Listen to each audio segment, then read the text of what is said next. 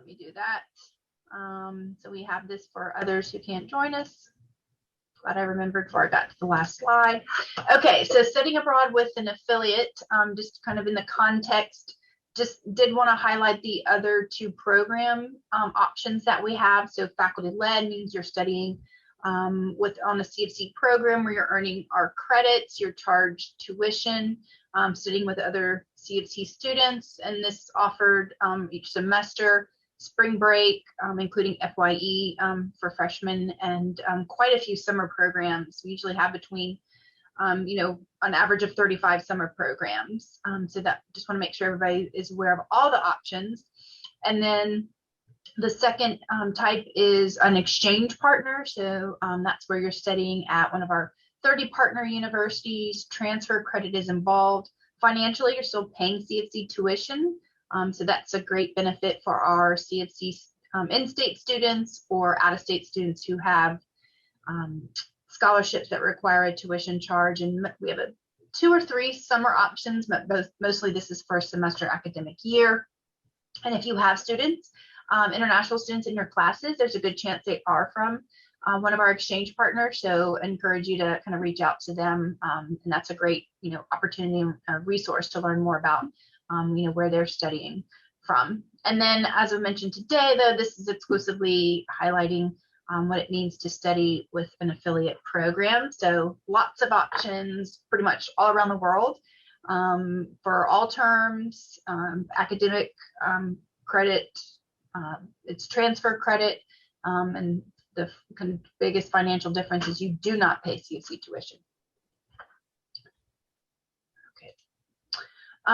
So with an affiliate, there's kind of 2 program models as I outline it. So one is the organization is facilitating your enrollment at a foreign university. So if Australia was letting us in next semester, which unfortunately they're not, if you were studying, say, at the University of Queensborough, that's where you're having a very much kind of a direct enroll immersive experience studying at that university alongside Australian students, other international students, and then you have the whole range of courses available to you, obviously as long as you meet their requirements, just as a student was coming to study at CFC. So that's studying at a local university. The other program model is some of these organizations administer their own academic centers. So this is not going to be a college campus per se in that kind of same environmental physical space, but it could be the center if it's in a large, capital city like Buenos Aires or, Paris. It could occupy like 2 floors of a building very much embedded into, the streetscape, where students are studying with other students coming from U.S. universities exclusively, but with that program, and that program is offering their own classes. So you're not going to have the same range of courses available to you as you would at a local university. And typically there are a range of classes from maybe some business, humanities, lots of liberal arts, certainly some language programs, language classes if you're in a non-English speaking country. And one of the benefits of an academic center is, one, a lot of the classes are in English. You're studying in a non-English speaking country. The classes are smaller, and they'll a lot of times they'll really use excuse me, the city as its classroom. So you'll be out in that setting and looking at those masterpieces in the actual museum. You're not studying them on a slide. You're actually going to that historical site to learn about its significance. So really incorporating the location of where you're studying is part of the classroom. So I know it's overwhelming. It's a busy slide here, but we do have the 22 affiliate programs, and you can find the links directly to their websites from the CIE website. So in choosing a program, kind of break it down into these key categories. So certainly academics. So thinking about what is it that you need to take while you're abroad, or if you have flexibility, which we're always emphasizing is important, what classes do you want to take abroad? And so that's really where you want to have, that conversation with your major advisor and reviewing your degree works. Finances, thinking about a program, cost. Some students will say, my priority is to stay within this range, similar cost of studying at CFC. But thinking about what's not included in the program cost, certainly you have your airfare that you'll be factoring in, maybe some meals. Those would be kind of the next largest expenses outside of the general program fee. And certainly the environment, the culture in which you're, living. Do you want a city comparable to Charleston? Do you want something that's quite large? That means you may be using public transportation to navigate in your daily life, and that could be quite a different lifestyle. English speaking versus non-English speaking, Western culture versus, non-Western culture, obviously some, key differences there. And then what are those personal goals? What are you looking to get out of your experience? Do you want to study with local students, other Americans, internships, particularly for a semester, and even summer as well? There are internship opportunities where you could still earn academic credit. So just kind of, thinking about what your overall, goals are and priorities for your experience. That's what I like to tell students. That's going to be the filters that you use in identifying a program. So just a little bit more about academics, as I mentioned, identifying those classes that you need to stay on track for graduation, where you have the most flexibility. Obviously would be general electives if you have room for that, or humanities, because that's a range of disciplines that you can choose from, even some social sciences, if you have electives within your major. So if you take, fishes of Australia, I don't know why I'm obsessed with Australia today since they're not letting us in next semester, but that's not a course where that obviously we offer at CFC, but maybe the biology department would approve that as an upper level major elective. So really thinking about what those classes are, because once you know the classes you need, then when you're looking at the affiliate providers' websites to see what they offer, then you can kind of do that informal match. And then you'll have a course approval process that is explained in our OAKS course, which I'll mention at the end a little bit more in detail, to know how those courses are going to be approved by the academic departments and apply towards your degree program. And flexibility, as I mentioned, is really important. As I said, we have a few, about 22 students on affiliate programs this semester, and I've been getting emails already from students who are on site. And even though they had alternates approved, just because of class schedules and for whatever reason courses being no longer offered, they're having to have new classes approved, which is certainly doable on site. But that's why, again, it's so important to be as flexible and understand how flexible you can be. A little bit more about the finances. Again, with an affiliate, you do not pay CFC tuition. You do have a charge for that term that you're abroad, whether it's a semester or summer, but that's only the study abroad fee. Everything else, as it's noted on the provider's website, you'll pay a comprehensive program fee directly to them. And as it's listed here, that's generally going to include the tuition and housing. So those are going to be your kind of largest ticket items. And then those support services that are going to include a lot of the key pre-departure information. You'll be working with an advisor from that host organization before you go.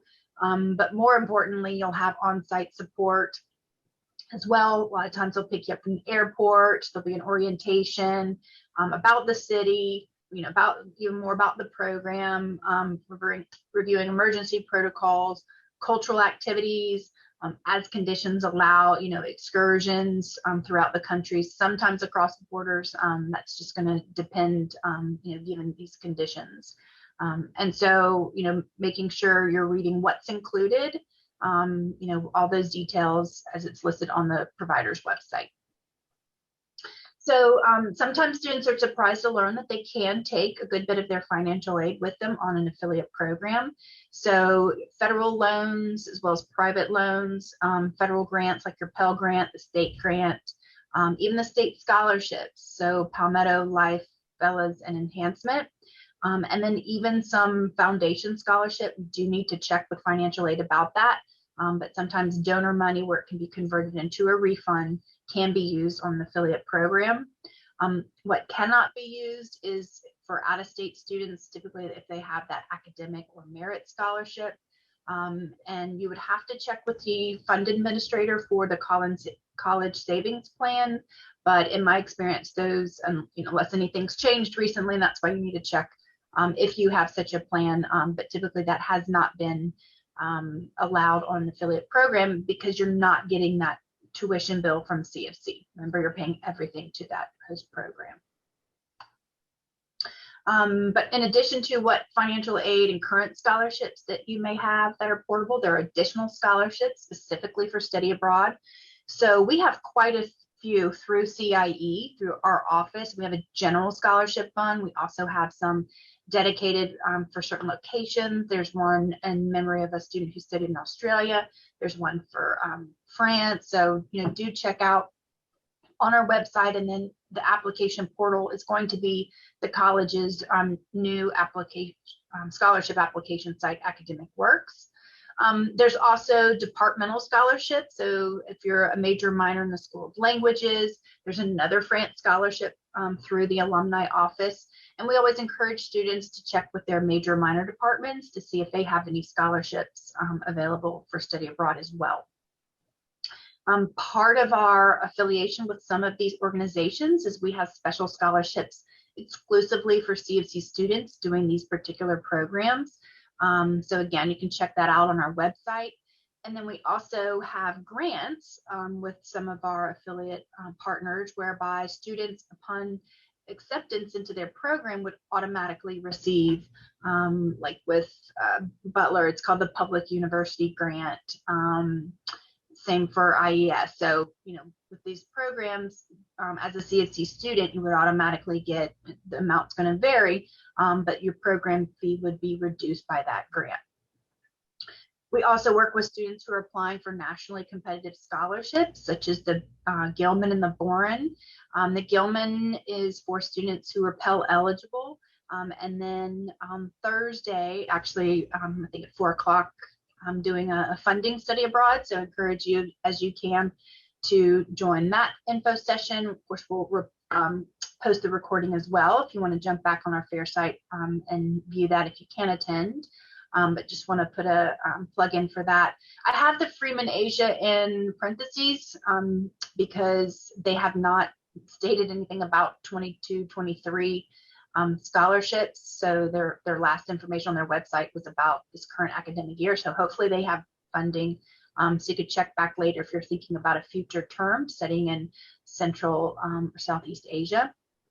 And then in addition to those specific scholarships for CFC students that I mentioned with our affiliates, all of the providers have their own special scholarships. They could be need-based, academic-based. If there's a donor, for interested in supporting students who want to study sustainability, any kind of discipline specific. So do always check on the host program site for their scholarship opportunities. Here are quick deadlines coming up. But the main thing is, again, for particularly if there's freshmen or sophomore and you're exploring for a future term, generally these are around our deadlines, but to know those scholarships are available and to take advantage of them. So we talked about academics a little bit more in detail and the financial aspects. So again, kind of that culture environment of which you'll be living and learning. So maybe kind of obvious, but if you break it down into programs in English-speaking countries versus non-English speaking. In those English-speaking countries, you'll have classes certainly with the domestic students as well as other international students. And as you meet the prereqs, you have the whole range of courses available to you. So that's going to give you kind of the most comprehensive options. And it's very much an integrated experience because you're studying alongside those local students, working in a very different educational system, which will come with different teaching structures and grading scales. And then just a couple examples here, certainly not a exclusive list. And then in non-English speaking countries, certainly you have your language programs. So if you want to go and advance your language skills or learn a new language, but you can also take a number of classes taught in English in non-English speaking countries. So that's very common in Italy and the Czech Republic. We have a student on the DIS program in Denmark. That would be an example of that kind of study center based program, such as taking classes, in English. So some of them will be discipline specific, maybe a business track, a public health track, but a number of them will also have a range of liberal arts classes available too. So we don't want students to think, oh, I'm not pursuing a language after my gen ed requirement, so I can only study in English speaking countries to take English speaking classes. So that's absolutely not the case. And then other, factors, as we talked about, the size of the city, the housing options, particularly, if you're going for language proficiency, staying with that homestay family, or if you really just want, kind of a, enriched experience of that culture, obviously staying with the family is a great way to obtain that. So just kind of a quick summary, where do your priorities, lie? What are those kind of key factors of what you need to consider in choosing a program? Via TRM is our application portal, but it's also kind of the database of all of our programs, exchanges, and faculty-led, as well as the affiliate. So if you haven't already created your portal, your account, really encourage you to do so. Log in with your My Charleston.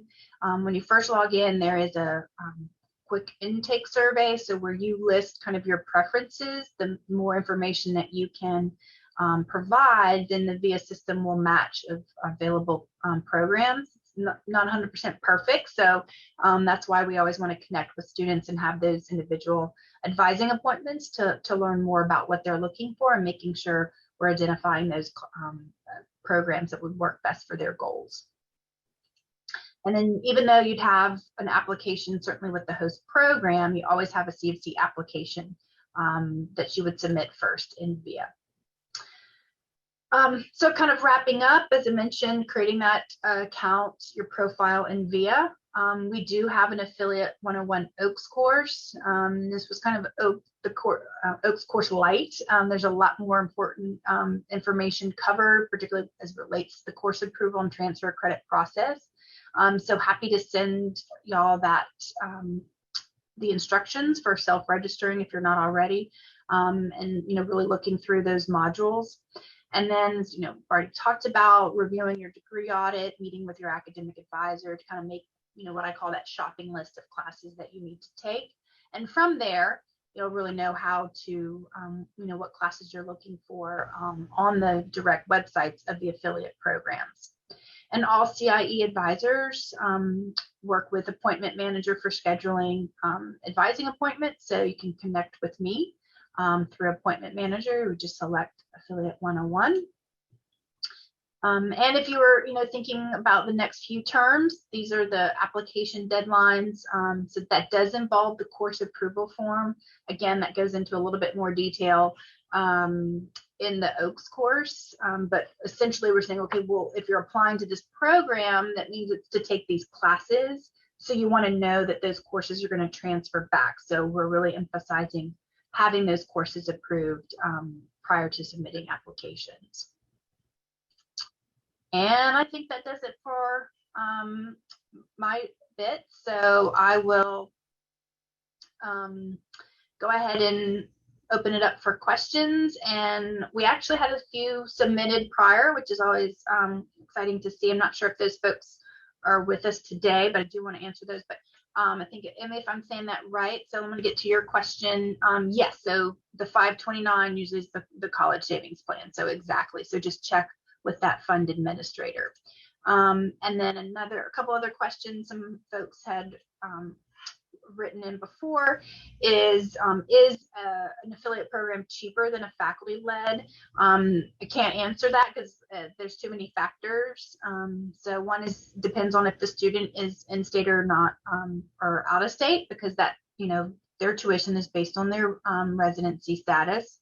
And then really the affiliate programs range the gamut of costs. So, we have several students who are doing the semester at sea program next semester. Hopefully it relaunches. I don't know if you're familiar with that, but that's like $25, $26 minimum $1,000 program. Part of that is because of the running of a ship and fuel. So that's certainly going to be the most expensive. And then we'll have, affiliate programs that are, much more comparable to CFC. And it also depends on location, right? So you've got the exchange rate and what the US dollar is doing to the local currency. So your dollar is probably going to go further, say, in Chile than it is in London because of the pound. So those are some things to keep in mind.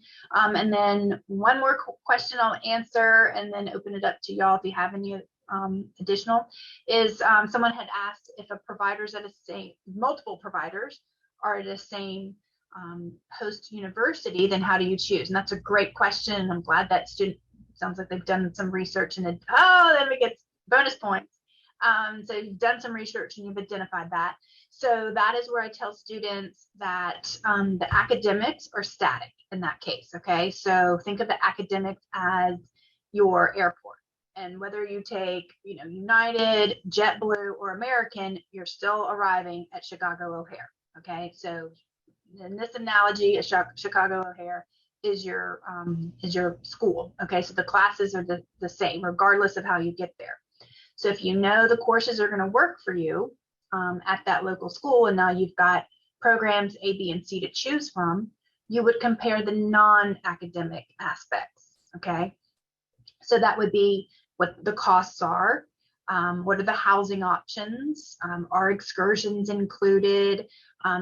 So, those kind of, as I said, non-academic features are what you would want to, look for. I mean, typically they're going to be, full service support. It means it's going to have, the program fee is going to include, tuition and housing and support services. But it's going to be kind of those minor, differences that may or may not make the decision for you. Also, if we have specific scholarships for those programs, that may make a difference as well. So, students aren't going to have, the providers may not like me saying this, and maybe I should stop the recording, but students aren't going to have a vastly different experience between one program and another if they're at the same host university, because on the academic side, it's about you taking these classes and that academic experience. And maybe does one program offer an internship opportunity too? That could be a deciding factor as well. So great question. Hopefully that answered, that clarifies some. Okay. So I'll go ahead and stop the recording in case